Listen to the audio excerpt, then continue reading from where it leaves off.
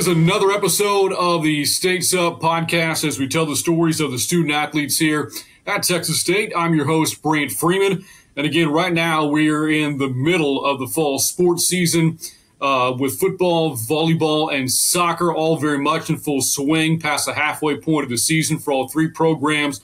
But right around the corner is the start of the basketball season here at Texas State for both the men and the women. And you look at the men's program, a big change with the roster over the offseason. Some key players, gone after some great careers. Nigel Caesar, Mason Harrell, just a couple of guys that stand out. So the team's had to add some new talent, to the roster. And of course, there's an influx of some freshmen.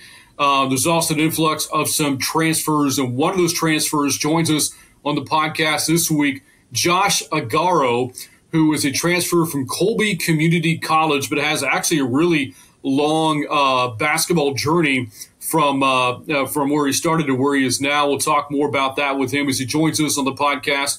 Josh, how are you? I'm doing good today. What about you?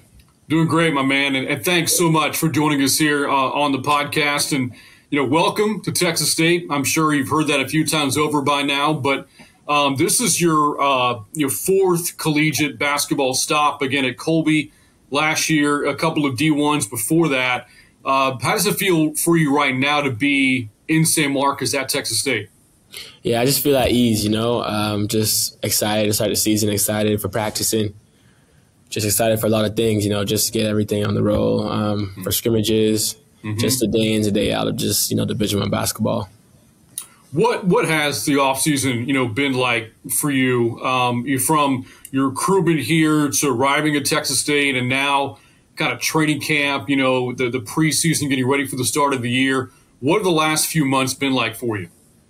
Yeah, so after Colby, I was just home working out a lot, and then I decided to come out here. It was really pretty much like a easy transition. Just came here and then just continued the same thing, just working out a lot, lifting, and just continue going and putting in the same work every single day till today. And today is just another day. We just continue to do it and build on it. I mentioned, again, this is your fourth stop, so you've been recruited, several times over, by now. Right. From the time of coming out of high school, being looked at by several programs, transferring from your first school to your second to third to fourth now. What was the recruiting process like for you here? It was pretty good and pretty easy. It wasn't like pulling nails, or it wasn't, felt like they were nagging me or I was nagging them. Mm-hmm. It was pretty good, pretty simple, pretty straightforward. We knew, like, we spoke about everything, the needs and the wants and what they want from me. So, and it fit, and now I'm here.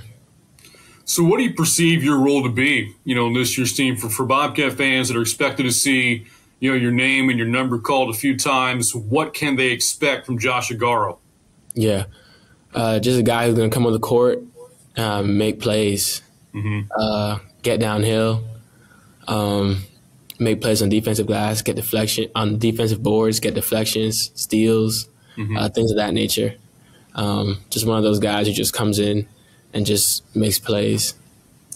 I know you get so close to your teammates, and again, this is the fourth different roster you've been a part of over the last 4 years, 5 years if you count prep and high school and that kind of thing. What's it been like for you getting acclimated to this particular group of guys? Who have you gotten to know pretty well? Yeah. Honestly, I've gotten to know everybody pretty well. Everybody's, we're all together. So it's kind of like when we're not on the court, we're still hanging out at somebody's apartment, or we're still doing like something together on the weekends. So it's pretty fun. I mean, Drew's my roommate, so I probably know him the best just because he's my roommate and he's right there. But other than that, everyone's pretty close. Everyone's pretty good, pretty tight. Nobody's really by themselves. So Drew Drennan is your roommate. Yeah. Drew, this is his third year now of the program. Kind of a similar path that you've taken, where he starts in New Mexico, goes the JUCO route now at Texas State. So, he's been at 3 universities as well. But I had a chance to kind of visit with him a little bit during media day, and so he says he's the best at 2K. Is that right? Maybe. I mean, he's probably talking about like my player, because yeah, that's right. And also, I want to stop myself here. Call of Duty. He says that's his thing. Oh yeah, he's pretty good at that. Like I could give him that. I don't play Call of Duty, but like from what I heard, he's pretty good at it. So I'll give him that for sure, 100%. When we were asking him about things he likes to do outside of basketball, he said he likes to design outfits, clothes. How's his style? Yeah, it's pretty good. I mean, most of the times when everywhere he goes, he has something on, something good on. So it's pretty good. Like he's never like looking, I guess, bummy, you could say. He's looking good most of the time, yeah, in like the outfits he wears. So, it feels like it hasn't taken you long to get to know your teammates here, pretty well. But as somebody that's kind of jumped around a bit, what have you found in terms of how long does it take for you to develop chemistry with these guys, both on and off the court?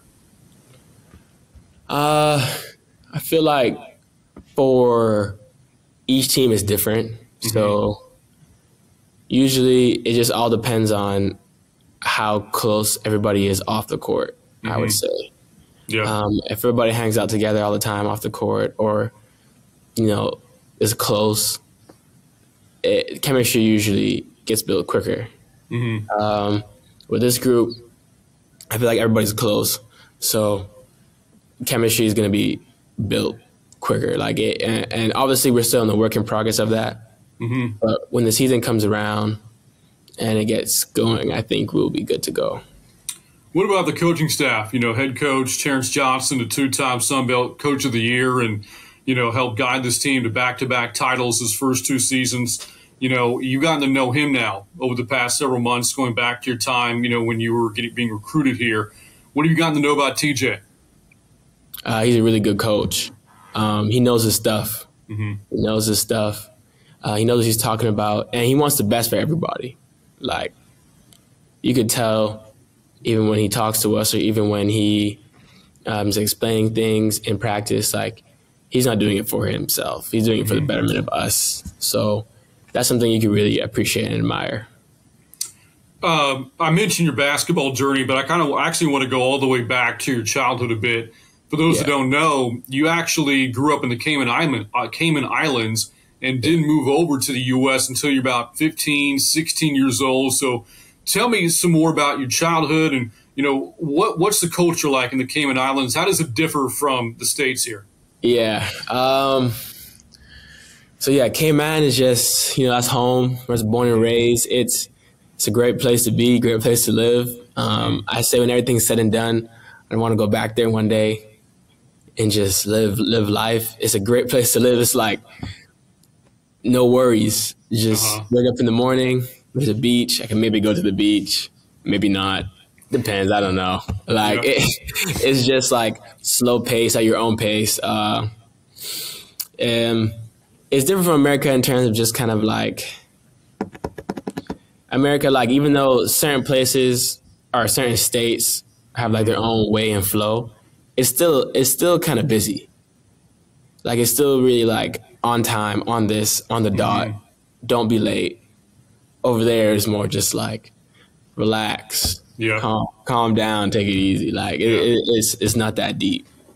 And just the community. I mean, everybody over there, I guess, is more community based. Everybody's close. Like I could go to my next door neighbor's house, ask for syrup, and hold the syrup for a month, and then they'll come back and ask for their own syrup that I borrowed from them. It's just like that type of lifestyle. All right, so noted. Next time, or I say next time, the first time I go to the Cayman Islands, I can ask for syrup from a neighbor. Definitely. How big is basketball in the Cayman Islands? It's growing. I would say it's really growing.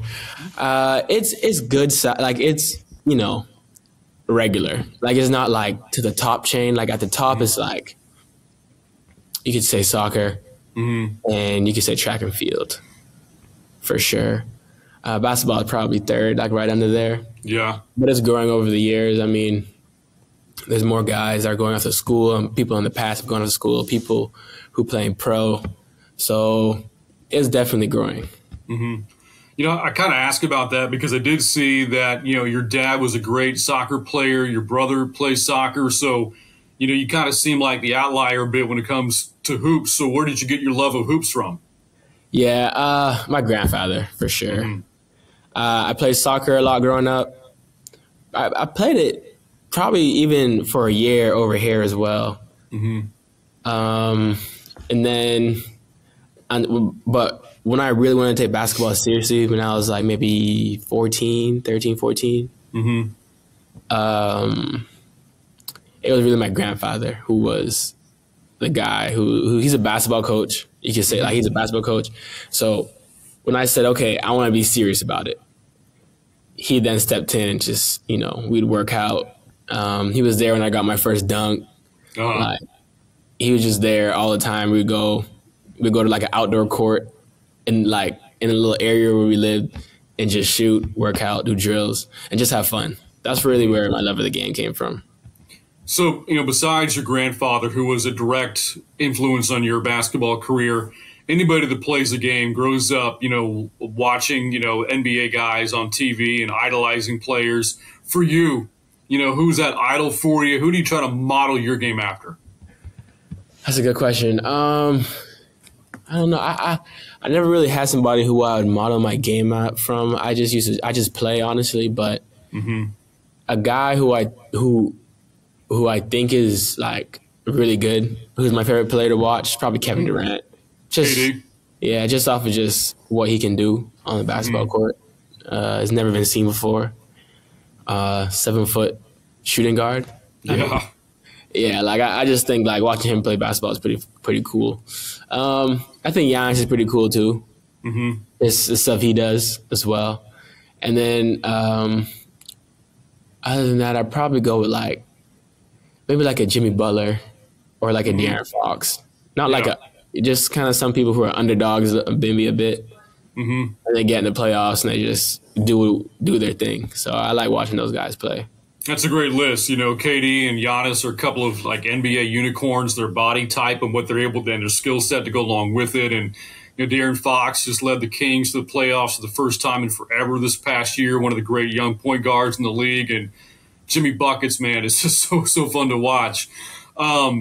So Cayman Islands, and then you move to the U.S. again when you're about 15, 16 years old, and your family moves out to California.